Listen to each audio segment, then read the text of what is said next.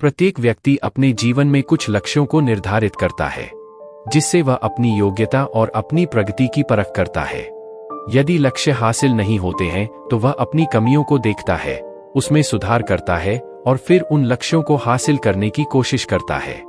कई लोग अपने लिए लक्ष्यों को निर्धारित करते हैं और उसको पाने के लिए रणनीति भी बनाते हैं, लेकिन वे असफल होते हैं। भगवान बुद्ध को जब ज्ञान की प्राप्ति हो गई तो फिर वे संसार को उस ज्ञान से आलोकित करने निकल पड़े। भगवान बुद्ध किसी गांव में जीवन के विभिन्न आयामों पर प्रतिदिन व्याख्यान देते।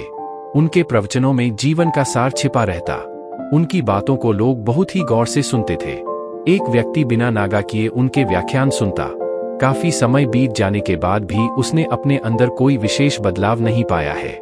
इससे परेशान होकर वह एक दिन बुद्ध के पास गया और बोला कि वह लंबे समय से एक अच्छा इंसान बनने के लिए उनके प्रवचनों को सुनता रहा है, लेकिन इससे उसे कोई विशेष लाभ नहीं हुआ।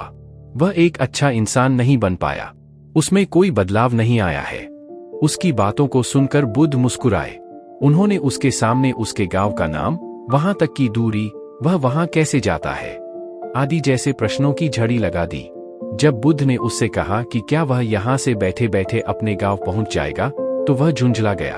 उसने कहा कि ऐसा तो बिल्कुल भी संभव नहीं, उसे वहां तक पहुंचने के लिए पैदल चलकर जाना ही होगा। इस पर भगवान बुद्ध ने कहा कि अब आपको अपने प्रश्न का उत्तर मिल गया होगा।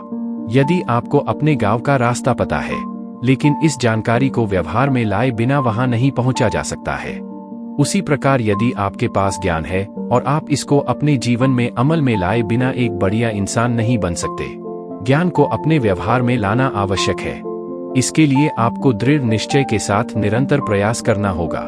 कथा का सार: ज्ञान को व्यवहार में लाए बिना लक्ष्य की प्राप्ति नहीं की जा सकती है।